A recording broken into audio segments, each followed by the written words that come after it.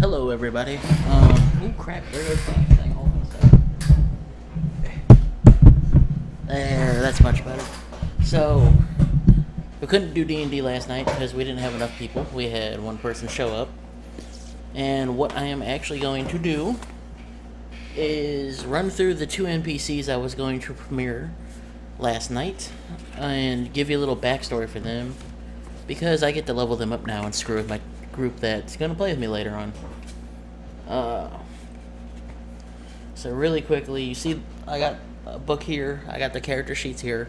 Our main NPC or villain for the group is called Jack Starfire.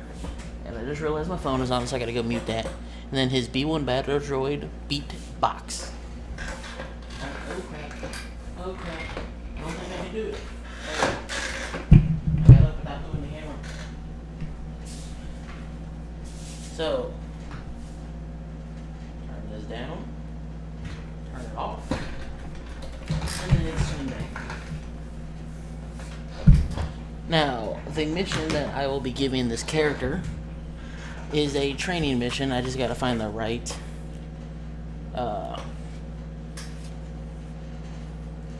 thing for him to fight because I didn't really plan this out.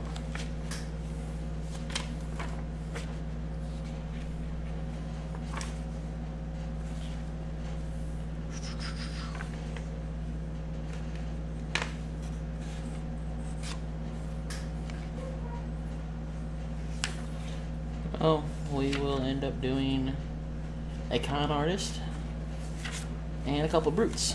Let me write these pages down.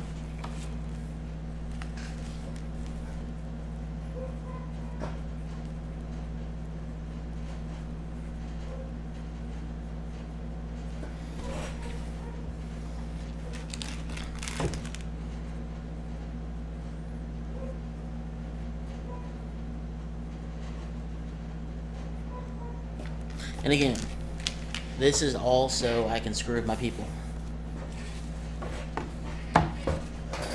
Because of what happened last night, I'm in even more jackass's mood. So I hope they end up watching this eventually. But here's the game plan. The Jax character is an Imperial Stormtrooper who was the only one to survive a raid on an Imperial outpost. Or an Imperial camp on Tatooine. The camp was a experimentation site on different alien races. They wanted to see what happened as they put them through a series of tests. The facility was destroyed, but in the time that it took for the rebels to destroy it, the Stormtrooper Jax ended up knocking out all of them, but was so outnumbered he could not sit there and capture them. So with that being said, he ended up having to flee, and or I won't say flee, he ended up escaping the destruction of the facility because they knocked him out once.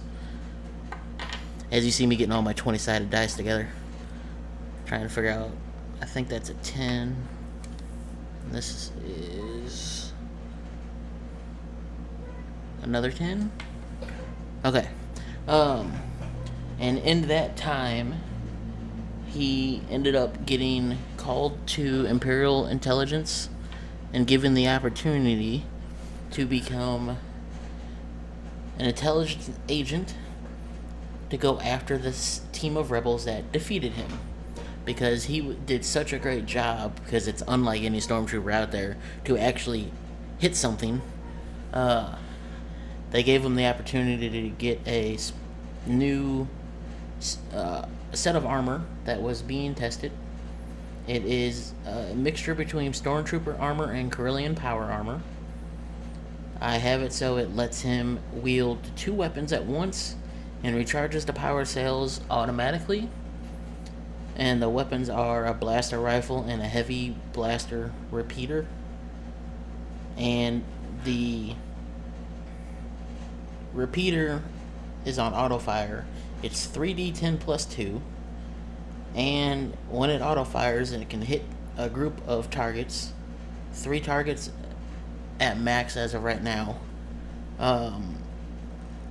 They are, all attacks made on them are -5, but it's an area of effect.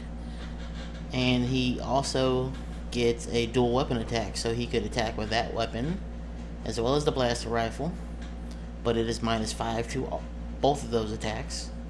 It's a full round action. And he also has his not trusty, but his given to him B1 Battledroid, who is severely has a severely damaged vocal box that causes it to sound like it's trying to beatbox, hence the name. On his first mission, he is sent back to Tatooine to go after a local con artist who is trying to swindle money off of local Imperial agents who are looking for the same rebel cell. They think that she is working for them. It is known that she's a Twi'lek of greenish blue skin and has 2 enforcers with her. And we are now going into the last known position where they found him. And I will be doing all this myself, and I have the camera zoomed in on these 2 sheets. I have my 2 GMs folders up, a notebook, and my thing of the people. I am going to draw out a map, which I will do over here. Probably won't be able to see it because how bright my lights are, but it is there so I can try to explain a little bit better what is going on. And the building they're going into is a cantina, one of the mini cantinas. But this time, they're at the city of Bestine because the con artist went from Mos Eisley to there. There's a big gambling scene at this cantina. It has doors on the left and right side. Then it has a security guard entering, or when you go to enter the gambling hall. It has her 2 brutes there, so it's not just one security guard, but you have brute 1 and brute 2. There are little tables all around with people in it. And yes, this is how I do this whenever we are playing D&D, because I enjoy just drawing little maps as I go. I tend not to really plan the look of the area out as much, because it all depends on who I have show up, is how I determine if I want to change the layout of the place I'm thinking of. So, all those little circles are tables. Each table has 1 to 3 people at it. This is the security checkpoint. It scans for weapons, and it has the 2 bodyguards. This is the bar, so it can watch all of the angles. These are the 2 doors, and this is the gambling area.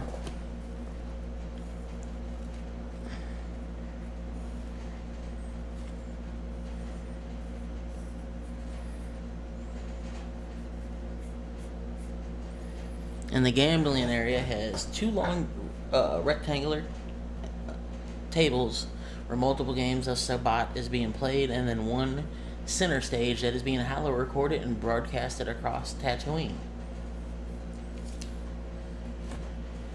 Our Stormtrooper Jax, his armor is white and black, the same coloring of a Stormtrooper, but it's bigger, bulkier. It gives him the ability to hold a heavy weapon with a normal weapon. It gives him the ability to carry around a B1 Battledroid on his back when it's enclosed. It makes him at least 2 feet taller, and it makes him really hard to hit. So we will come over here. He walks in the bar. He was given a hollow recording of each of the 3 people he is needed to take out. When he walks in, he sees the 2 brutes. Not asking questions, he drops down to one knee, pushes a button on his wrist.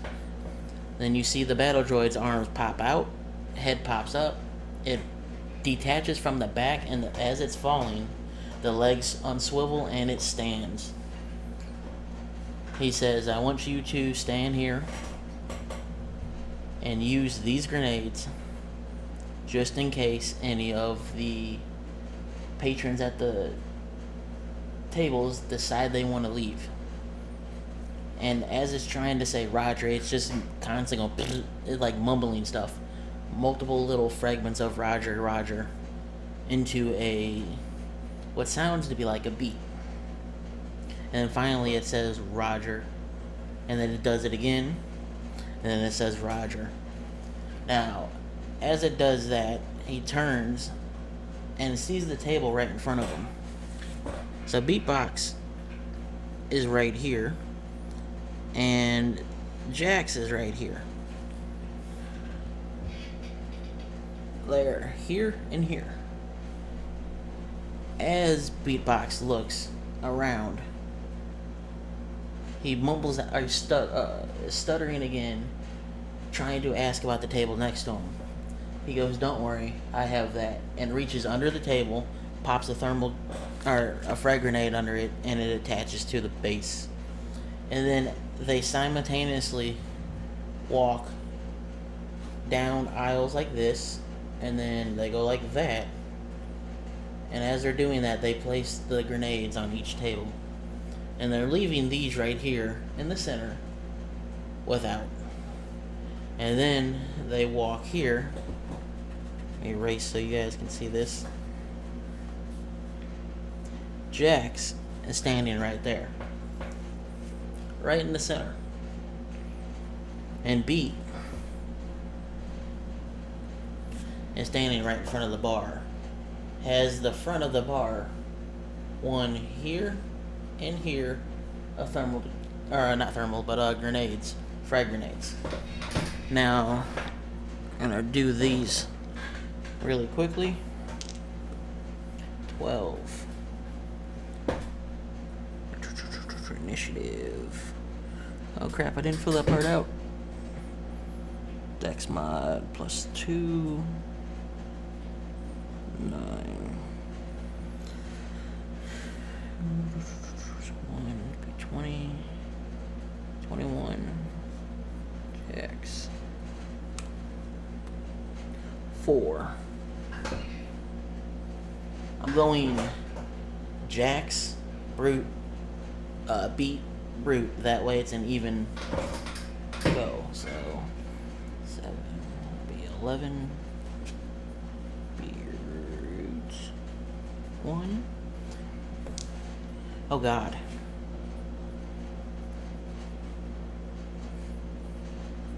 I'm just gonna give him 1.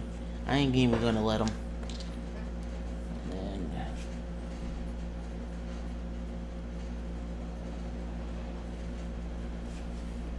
2, 7, 8, 7, 15. Okay. So Jax is going first. Brute 2 is going next. Brute 1, and then Beatbox. Because Beatbox, again, is Battledroid, and they like to screw up. And he is defective, so I didn't have to calculate any of the modifiers or anything. He's just that bad. He had 7 total. So, to start out with, we're going to use this one, because I like my green. And Jax looks at them and says, let me through if you want to live. They go, you don't know who you're messing with. We are, and then he just looks at them. And only thing you see is the eye plates just start glowing red. And what that's doing is it's giving him a +2 to perception because he's trying to scan through the door. and to see where the con artist is. 10. So what? 11, 21. I'm gonna say it's challenging, and he succeeds by 1. What I'm trying to do, or what I was going off of on my chart, is I was letting it go against a challenging skill check. For example, was sabotage an electric device. Makes sense because he's trying to see through an electronic door and trying to pick up heat signatures. And he does. He sees the con artist right there, and it has 1, 2, 3, 4, 5, 6, 7, 8. 8 on each side of the table, each of the tables, with the con artist here playing against one person. So this is 4 games on each table, and then 1 in the center. And the only thing Jack says is who's in the other room with him, with your wonderful wonderful lady that I'm coming to see. He goes, we don't have to tell you that. Only thing you need to know is if you go through this, you make it through us, you will not make it out alive. And then Jax just looks and says, really? I'd like to try this out. So now I am rolling for an attack. 17. So on here. 17 minus 5. That would be 2. 12. Plus 5. So we're back up to that. And then blaster rifle, I gave him plus 4 because of targeting. And that's a plus 3. So that is 11. 20 minus 5. 11. And 15. Oh god. Oh. So now let me look at the reflex bonus. 11. Okay, so both of the hits hit. First, he shoots with his blaster rifle at B2, Bodyguard 2, because his blaster rifle's in his right hand. His repeater is in his left hand. So the first hit is 4d6. Wait, no, 3d8s. And don't mind that, it's just trying to connect. So 1, 6, 10. So that's 10 damage on B2. And B2 is dead. Oh, I forgot to check one other thing.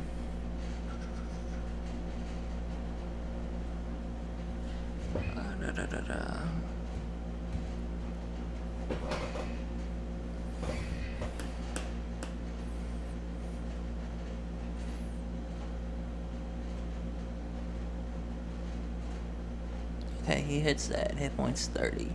Damage Russell 25. Alright. So, B2's dead. Some of the blast hits hit the door, taking 2 damage off. So you have 28 left on the door. And now I'm rolling for the multi-area, or the area, or I already rolled for the area attack, that's right. Now I need to roll 3d10s. That's 13, 14, plus 2, it'll be 16. It's 16 on the door, 12 left on the door. B1 got just destroyed. You see his body just get shot, and it's just going, like, getting hit multiple times, and you push back into the wall. Into the door, and the door just is getting burned and shot through, and just like getting slowly tore down by the minigun. And because of the force of the body hitting the wall, I'm going to take another 2 off the door, which leaves it with 10 HP. You can see it like glowing red and then buckling in on itself. Now it is Beatbox's turn. Beatbox is going to walk up right behind the side, on the left side of him, of Jax. And he goes, now, he stutters out and says, now, master, now? And he goes, yes. And now, Beatbox rolled 16. That hit 14, yeah. And he hit with a thermal. 4d6. 10, 15.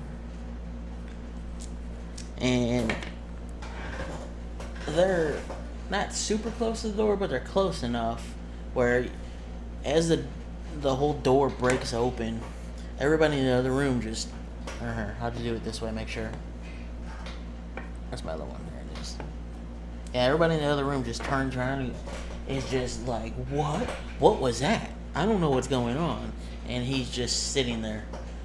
His minigun up, his blaster rifle in hand, and then Beatbox is right behind him with his grenades in hand, getting ready to throw them all over the room. And I want to make sure he has...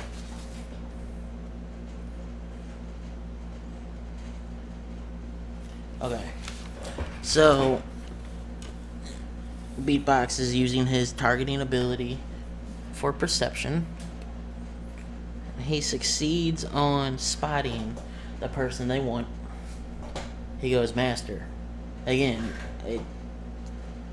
he's stuttering a little bit, but making noise, and the people in there are still shocked, but they hear the beat, and they're just, some of them are starting to nod their head and go, right in front of us, master. Shall we proceed? And you hear Jax go, yes. And he goes, I order you to take out the target. Rolling for initiative again. Alright. So, Beat got a 6. What is your total? So that's 12.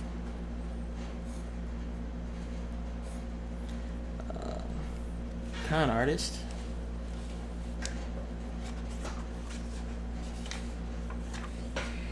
Went too far. Initiative 8. Here. 19.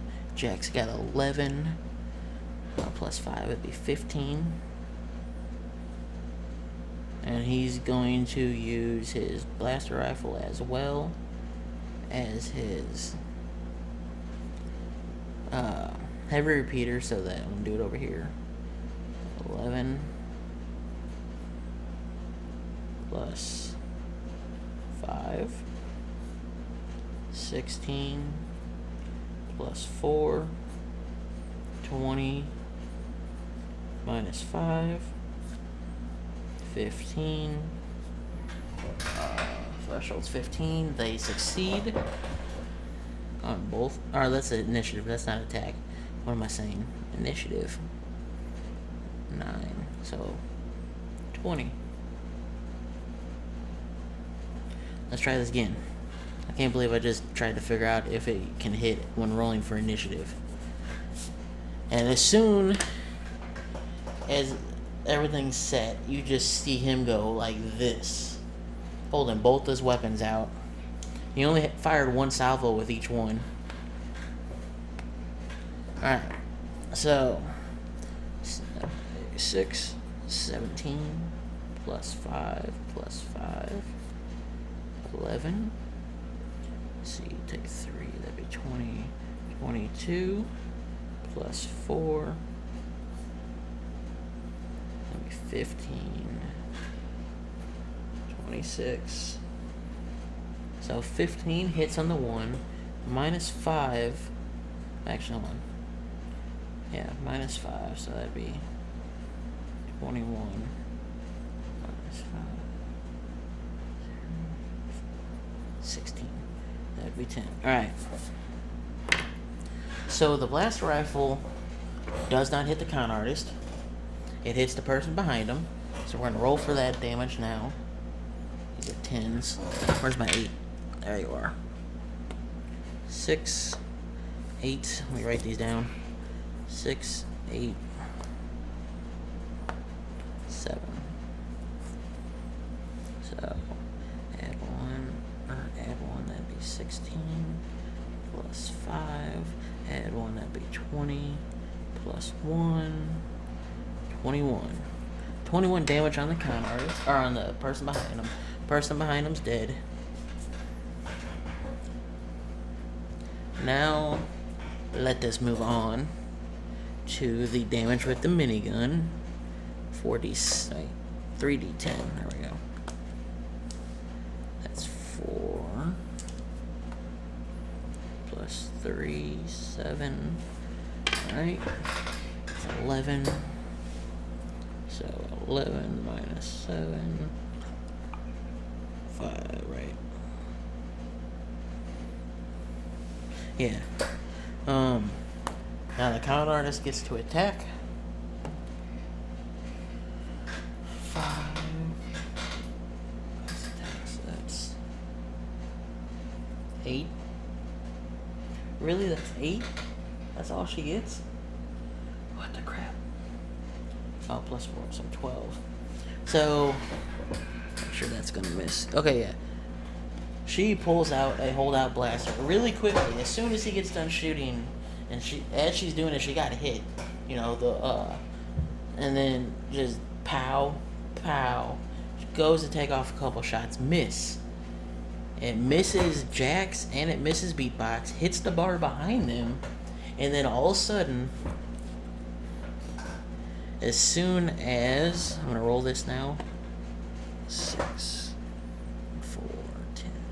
As soon as Beatbox just pulls back and goes like this, you have 10, 15 again, and that's a blast radius covering the center of the room, so the 8 people in the center of the room besides her get hurt as well. And with the shrapnel, the table's blown up, it hits the other 4, or other 8 on each side, or yeah, other 4 on each side. And then all the tables behind them blow up besides the ones in the center. And Beatbox is kind of like hiding behind Jax a little bit. Jax is just standing there with his weapons up and says, anybody else have anything to say about this? If you do, and all of a sudden you just see Beatbox hold his hand up with the detonator and says, you can join them. And as soon as they go to get out or turn around, you see this recorder over one of his goggles just lift up. He goes, come on, Beat, it's time to leave. And they both turn and walk out. And that is pretty much the story of the NPC I made up. It is, I realize now how deadly it is, and I'm going to level it up a couple more times because I'm a jerk. If you would like to see this come into play more often and see the group when they go to do this, you're more than welcome to. I'm really laid back on the rule, or I'll say yeah, on the rules, because none of us are that experienced with playing, and I kind of just took up the GM spot because nobody knew how to do it, and I can wing myself through it. Hence is why you can see it here. That's one of the GM sheets for the older D20 game. Here's the book that we use, and the book I just hit my monitor. The book I am using for the actual fights is this one. And eventually, when I can get more money and we can get this going more frequently, you will see more of this, and I'll have more books to show off. It'll be recorded just like we record the X-Wing tabletop game. and hopefully I'll have the second camera still.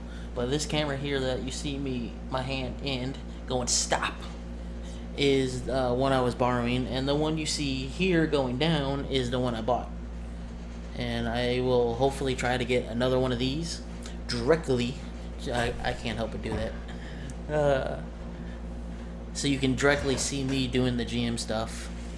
One thing you'll probably have is a better angle and a better zoom, because I'll have my laptop sitting about right here. This camera that's above me, that one, will be watching everybody else that's playing and their table space in front of them. It probably won't be as clear as what this is down here. Anyway, this isn't that clear. But I'll still be able to go, oh yeah, here's the map. Or I can be and put this right in front of the camera that they're all sitting at for a minute, so you can see the map and everything like that. And then eventually we will have some X-Wing stuff take part in this, because the things I took out of my folders are actually things I laminated for the most part. Maybe this one here first. This is for a Heroes of something, I forget exactly what it's called, but it has sheets so everybody can make up pilots. You have B-Wings, A-Wings, Hawks, X-Wings, Y-Wings, and I can print these out more. And it's pretty much an RPG for the Star Wars miniature or X-Wing game. I do have some miniatures for the system of combat in these books, but I don't have enough to actually use them. And same thing goes for the maps.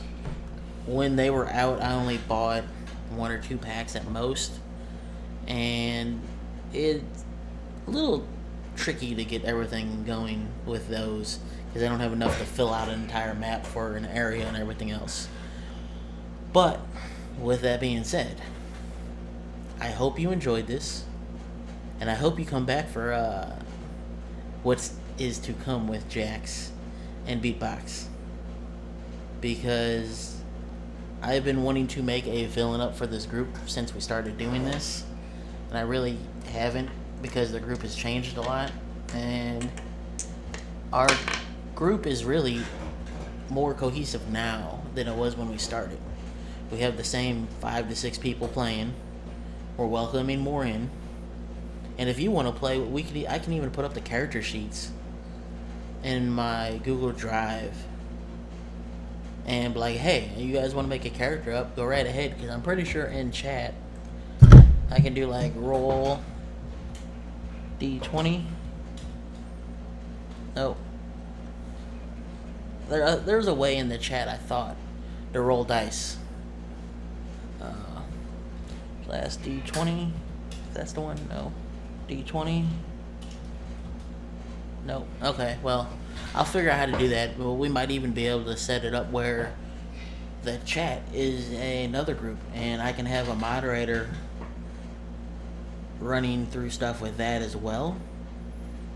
And hopefully my goal is to get in a storytelling event where you guys, or you the viewers, enjoy watching.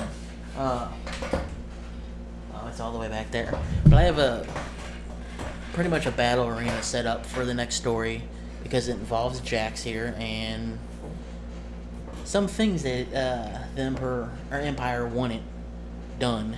I won't say the Emperor or Vader, because this Rebel Cell isn't really well known. About the only thing they've done was use a Corvette that they escaped on and stole, pretty much, from a junkyard. Or not junkyard, from a space station, to destroy a Star Destroyer by launching in the ships that were in the Corvette cargo bay, because it was modified for starship carrier, or modified to be a starship carrier. And they escaped on that, but they set the ship to self-detonate with some extra explosions in it to explode while in the central hangar bay of a Star Destroyer and blow the ship up with it. That's about the most they've done, besides kill this base. So, and that was actually the group before this current group that's playing with us, but this group is led by another NPC that is the same character I ran that time, because I enjoyed playing it then, because we had another person at GM, and I was actually able to play with them then, instead of just running it. And my character from then is running, or giving orders to this new group of people playing now, and so it's a good way for me to link these two stories together. And I might have another person from that group joining us again, so if that happens, it's going to get interesting, because that person likes to play Wookiees, and I like to throw Wookiee rage just in everything. I'll be like, oh hey, roll a d20, somebody just stepped on your toe. And, or, you know, you roll a d20, you just walked into a door that didn't open, and that kind of crap, and just let them have fun with it, because he loved dealing with Wookiee rage. But this week is E3 week, I want to state that now. Also, with that said, I'm going to try to stream later in the week, either with Metroid Prime or another X-Wing miniature game.